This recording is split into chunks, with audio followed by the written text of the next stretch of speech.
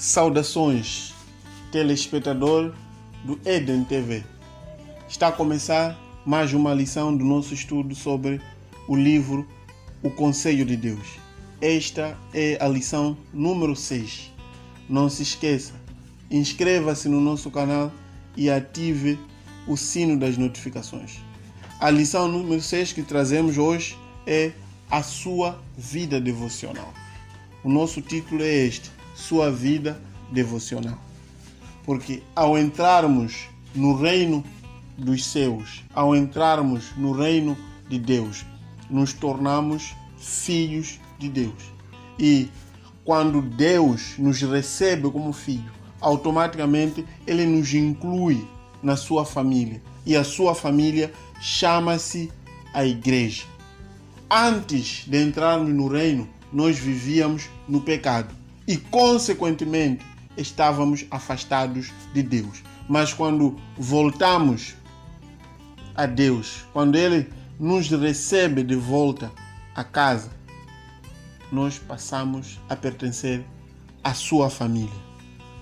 Quando nós estávamos no mundo, o máximo que poderíamos fazer era praticar alguma religião, fazer alguns rituais, fazer algumas rezas que não tem nada a ver com Deus, que tem muito pouco daquilo que é a essência sobre a palavra de Deus.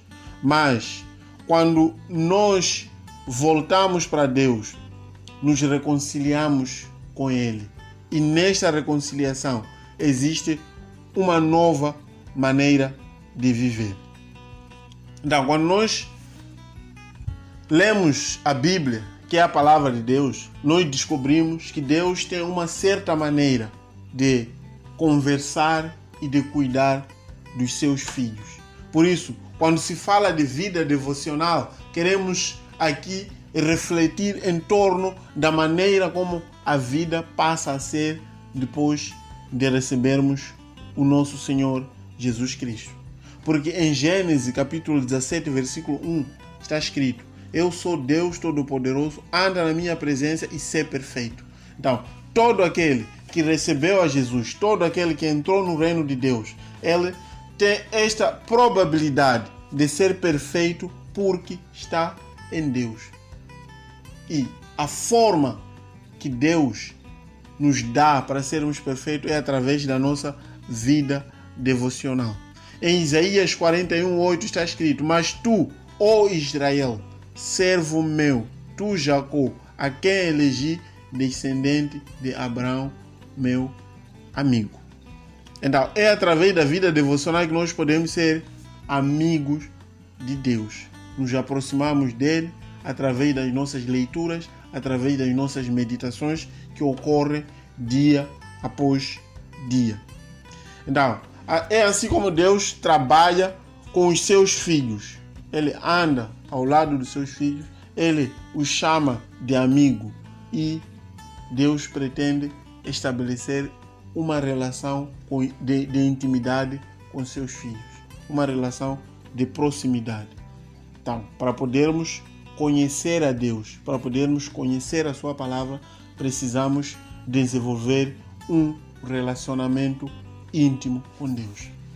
E este relacionamento íntimo com Deus faz-se através da nossa vida devocional.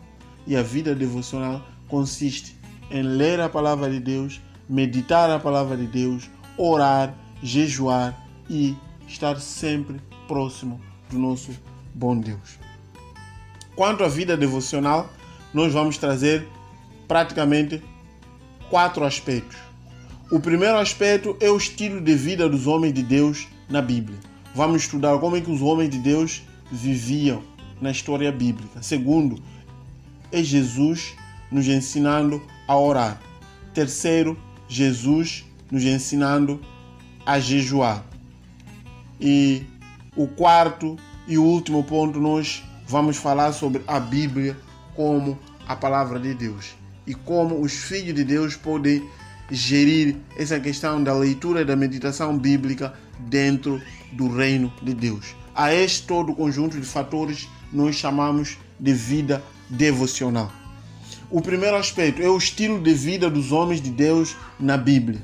Quando nós lemos a Bíblia com toda atenção, percebemos que os homens de Deus têm uma questão comum. Existe um aspecto comum entre os homens de Deus na Bíblia. Nós estamos a falar da sua vida e estilo de oração.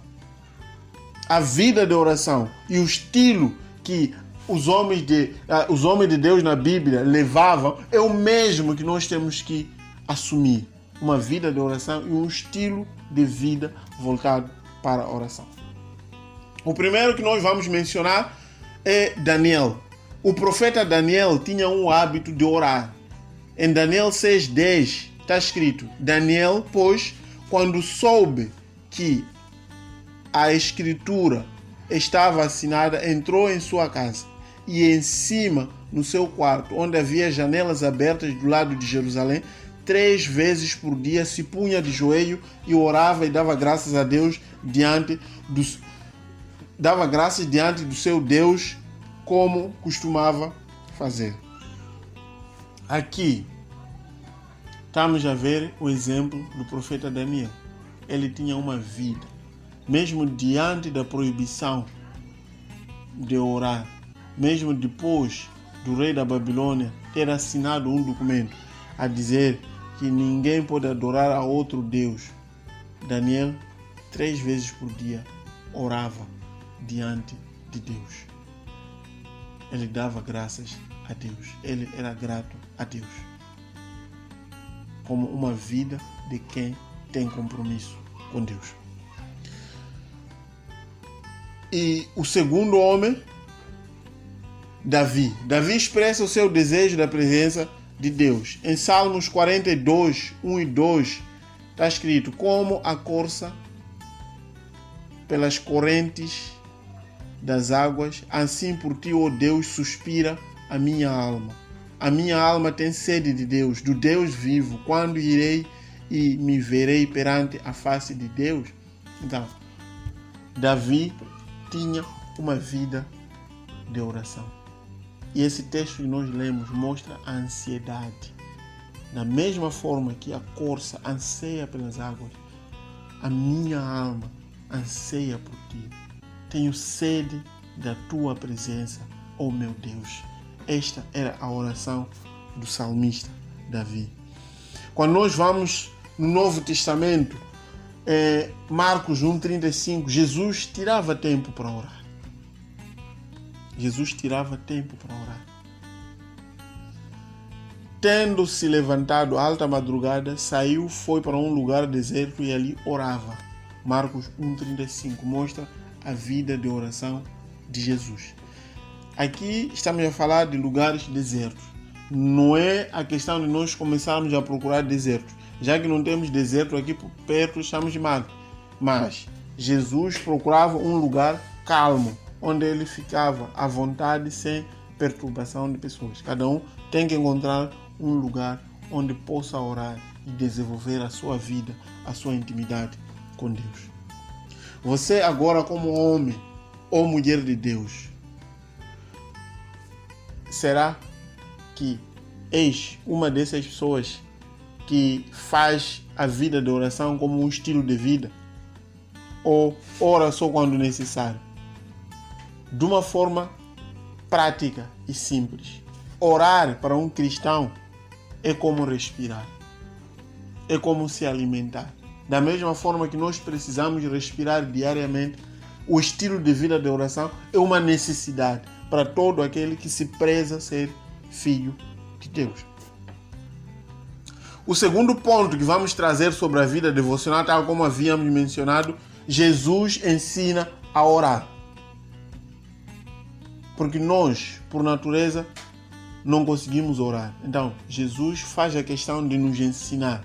Dada a importância e a relevância da questão de oração, Jesus cria condições para nos ensinar a orar. Nós precisamos aprender a orar. A justificação de que eu não sei não funciona, porque Jesus deixou nas Sagradas Escrituras dicas como nós podemos orar. Aliás, em Romano, a palavra de Deus vai dizer que nós não sabemos orar como convém, mas o Espírito Santo intercede por nós com gemidos inexprimíveis. Aqui, Jesus traz-nos lições práticas sobre como podemos orar. Isso está registrado em Mateus 6, versículos 5 a 15.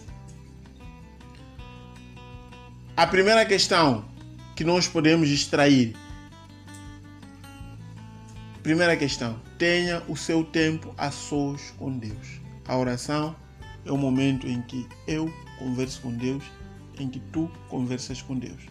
Então, o primeiro aspecto na ministração de Jesus sobre a oração é que cada um deve ter um sítio onde possa estar a sós com Deus e desfrutar da companhia de Deus e poder aprender com Ele. Versículos 5 a 8 de Mateus 6. Quando orardes, não sereis como os hipócritas, porque gostam de orar em pé nas sinagogas e nos cantos das praças para serem vistos dos homens. Em verdade vos digo que eles já receberam a recompensa. Aqui, Jesus diz, se você quer orar, a oração faz parte da sua vida devocional. Procura um sítio escondido. Não precisa ser como hipócritas de fariseus. Eles oravam para ser vistos. Andavam a se vangloriar. Andavam a demonstrar que são bons oradores diante dos homens. Tu, porém, quando orares, entra no teu quarto e fechada a porta, orarás a teu pai que está em secreto. E teu pai que vê em secreto te recompensará. E orando, não useis de vãs repetições como os gentios, porque presumem que, pelo seu muito falar, serão ouvidos. A nossa oração não é para provar nada para ninguém. Nós oramos para podermos ter um tempo de qualidade com o nosso Senhor Jesus Cristo. Então, procura um sítio calmo, procura um sítio escondido e fala com Deus. A oração nos aproxima de Deus. Porque Deus conhece as nossas necessidades.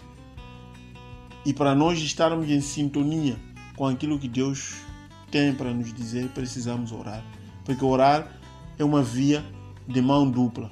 Nós oramos, falamos com Deus e também ficamos em silêncio para Deus poder falar conosco.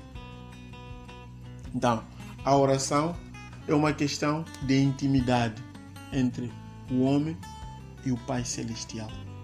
Não precisa transformar a sua oração como uma prática religiosa, legalista e formal. Eu oro 2, 3, 4, 5 vezes por dia. Não é questão de quantas vezes ora. É uma questão da intenção do seu coração. Porque a Bíblia vai dizer, orai sem cessar. Por outras palavras, a nossa vida deve ser uma vida voltada para a oração.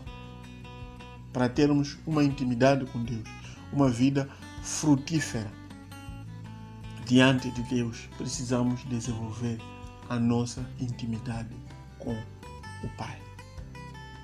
Então, Jesus ensinou a orar. Não é para termos vãs repetições. Não é para sermos como hipócrita. Crie tempo de oração. Converse com Deus.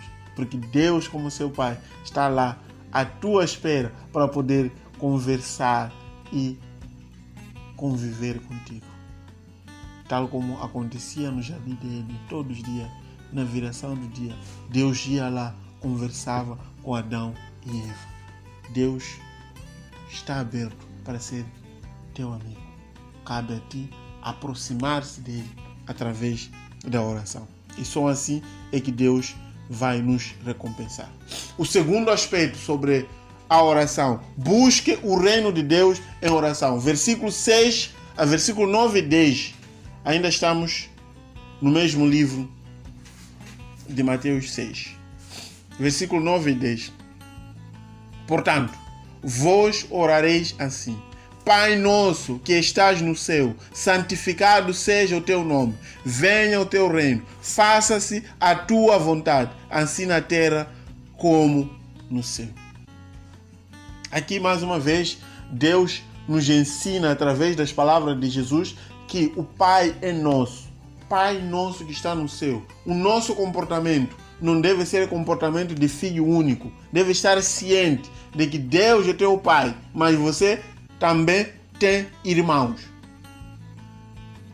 E a preocupação é esta: venha o teu reino.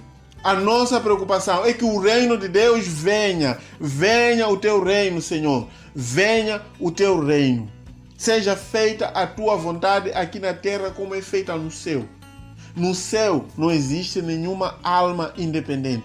Todos adoram a Deus. Todos dependem de Deus. Então, em nossa oração temos que pedir a vinda do reino de Deus.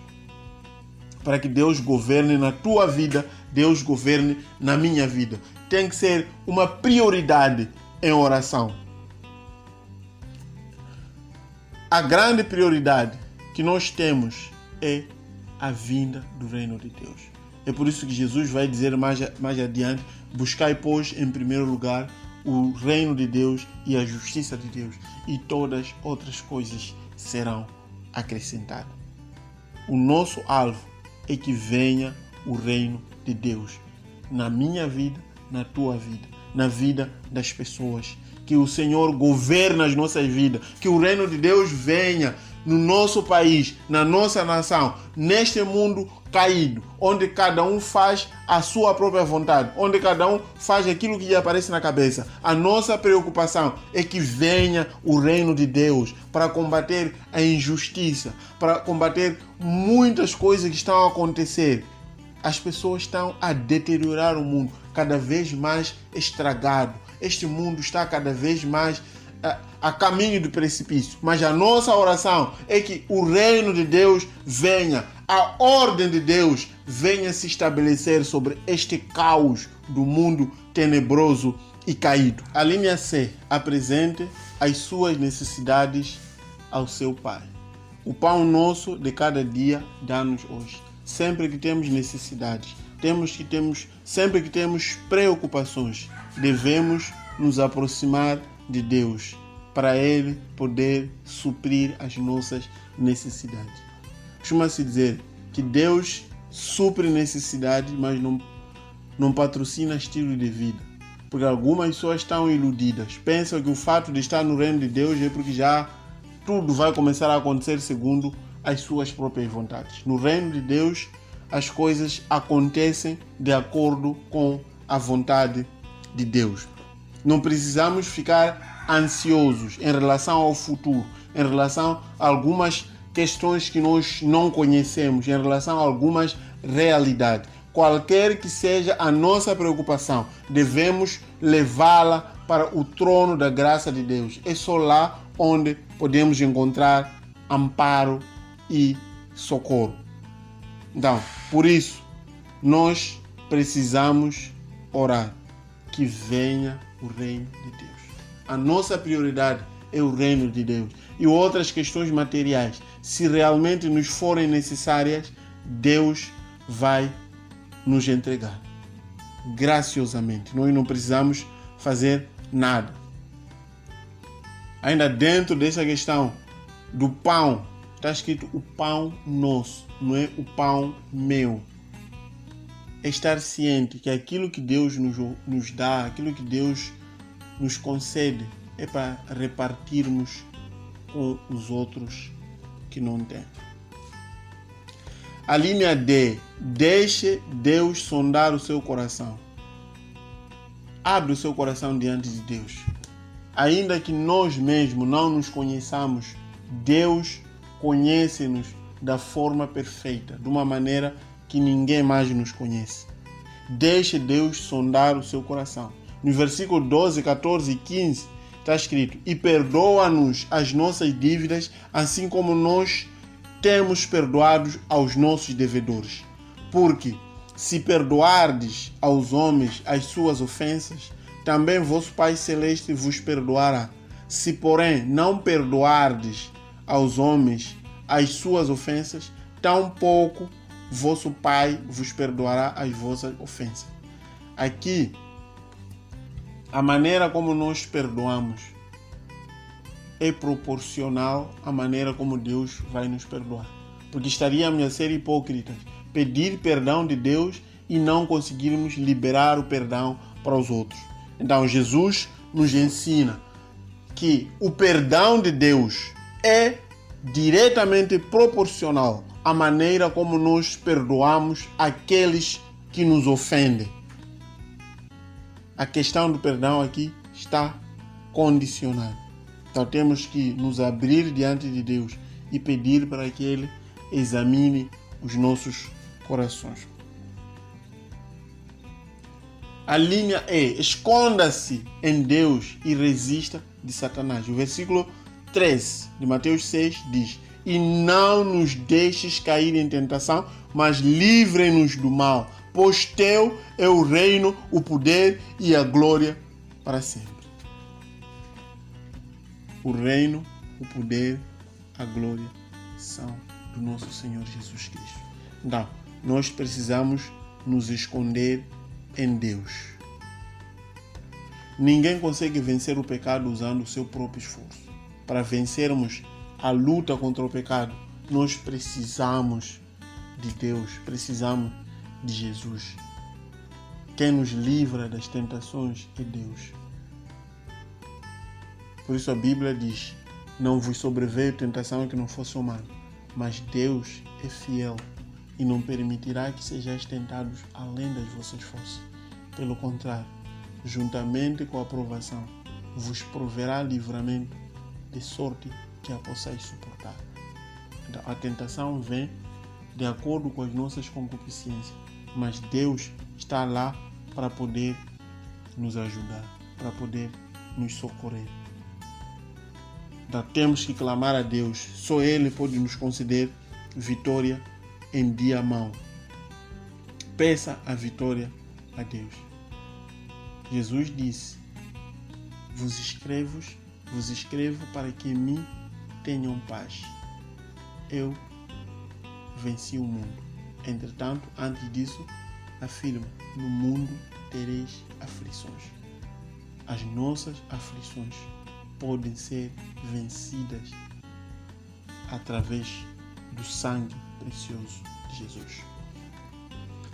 A linha F: louve ao Senhor. Ainda no versículo 13: e não nos deixe cair em tentação, mas livre-nos do mal, pois teu é o reino, o poder e a glória para sempre. Todo o reino, todo o poder, toda a glória pertence a Deus. Por isso nós podemos até muitas vezes derramar lágrimas, podemos chorar, mas os nossos corações estarão cheios de gratidão, sabendo que Deus está do nosso lado. Ele segura-nos pela mão. Terceiro ponto sobre a vida devocional. Jesus ensina a jejuar. Mateus 6, versículo 16 a 18. Quando jejuardes, não vos mostreis contristados como os hipócritas, porque desfiguram o rosto com o fim de parecer aos homens que jejuam. Em verdade vos digo que eles já receberam a recompensa. Tu, porém, quando jejuares, unge a cabeça e lava o rosto com o fim de não parecer aos homens que jejuam, e sim ao teu Pai em secreto, e teu Pai que vê em secreto te recompensará. Quando alguém vai jejuar, não precisa tocar trombeta, não precisa fazer barulho. As pessoas não precisam saber, porque o teu jejum é teu diante de Deus.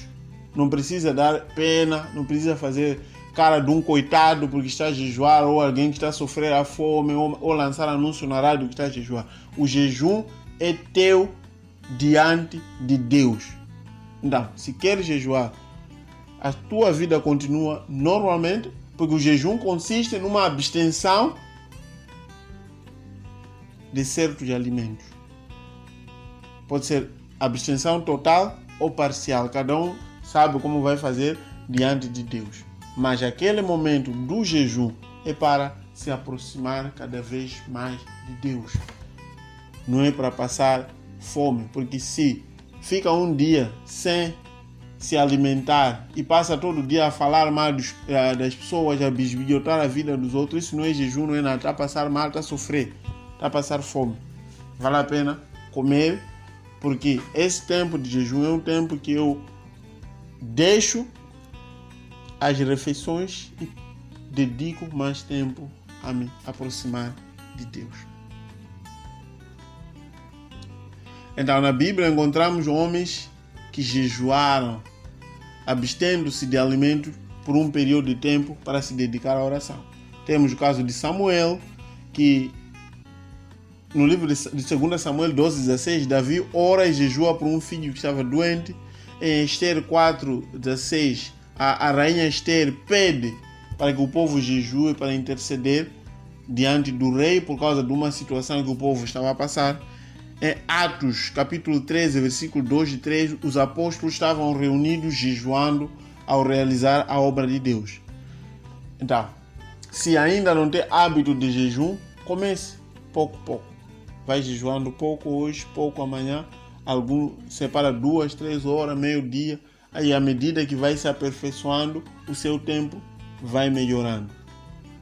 E o melhorar significa autossuperação. Não está a competir com ninguém, não queremos ver quem jejua mais que quem.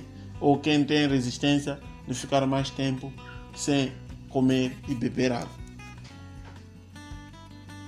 O quarto aspecto sobre a vida devocional é a Bíblia como a palavra de Deus. Na oração, nós falamos com Deus e Deus fala conosco. Ouvimos a voz do Senhor de várias formas. A voz do Senhor está disponível em sonhos, visões, pode até falar aos nossos ouvidos em voz audível, como sentimento, um ensino como este, Deus pode usar para falar na vida de alguém. Pode ser que essas verdades que nós estamos a trazer aqui sejam verdades que alguém está à espera. Em pregações e outras formas, Deus pode falar conosco. Mas o Senhor nos deu uma maneira específica com base na qual nós conseguimos ouvir a Ele. E esta maneira é através da Bíblia. A Bíblia Sagrada, que é a Palavra de Deus. Então, é pela Palavra de Deus que nós conhecemos a vontade do Pai. Também pela Bíblia Deus fala conosco, porque jamais o Senhor irá nos trazer revelações ou visões que contradizem a sua palavra. A palavra de Deus, a Bíblia Sagrada, é aquela que vai nos mostrar como é que devemos nos posicionar diante de certas questões da vida. Em Salmos 119, versículo 105, diz o seguinte: lâmpada para os meus pés é a tua palavra e luz para os meus caminhos. Se alguém quer andar corretamente, quer andar num caminho iluminado, tem que usar a palavra de Deus. Então, procure uma forma de se relacionar com a Bíblia. Pode estabelecer uma meta de ler toda a Bíblia, do Antigo Testamento, de Gênesis até Apocalipse. Cada um vai ler na sua própria velocidade, porque segundo pesquisa, o tempo necessário para ler toda a Bíblia são 72 horas. Significa que cada um pode, de certa forma, repartir o seu tempo e conseguir ler toda a Bíblia de Gênesis e Apocalipse, porque desta forma conseguirá ver as coisas mais profundas que Deus tem para te ensinar. Então, leia a Bíblia toda. Se for possível, ler 2, 3, 4, 5 ou o maior número possível de vezes durante o ano, tem que ler. O que ele faz aleatoriamente. Não conhece a palavra de Deus.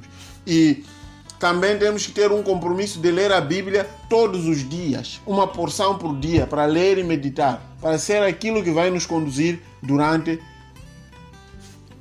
o nosso dia. Também é preciso ler orando, com atenção, pedindo a Deus para que ouça aquilo que você fala. Então, leia e creia em tudo que a Bíblia fala. E finalmente, leia e obedeça o que o Senhor ordena na sua palavra. Porque o salmista vai dizer: escondi a tua palavra no meu coração para eu não pecar contra ti. E é uma tradução que vai falar desse texto de uma forma muito interessante, que guardei a tua palavra na minha caixa forte para não ir à falência. Um homem sem a palavra de Deus está preparado para falir. Em jeito de conclusão, aqui em João 15, 14 e 15 diz: vós sois meus amigos se fazeis o que vos mando.